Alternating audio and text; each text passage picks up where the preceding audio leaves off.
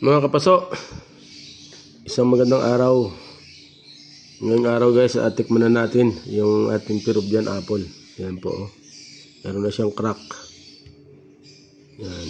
So, ayan pong itsura niya. So, biyakin natin. Tingnan natin kung ano maging itsura ng kanyang laman sa loob. Alright.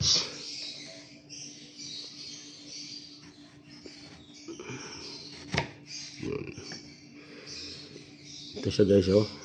Tingnan nyo. Para din siyang dragon fruit. Yun. Tikman natin kung masarap.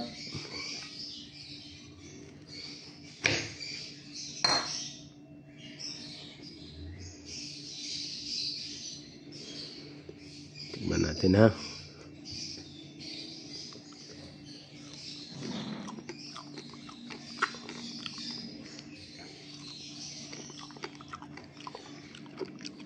Hindi naman siya guys maasim. Matabang lang. May konting tamis pero matabang. Saka mabuto. Tumutunog.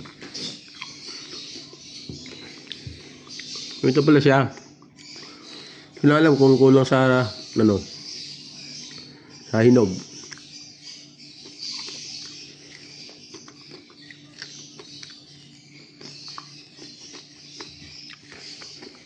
Nabuto. Pero hindi siya maasim na sabi nila parang santol, hindi ganon. Para din siyang dragon fruit.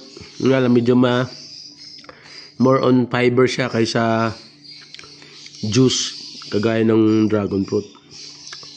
Alright mga kapaso, thanks for watching.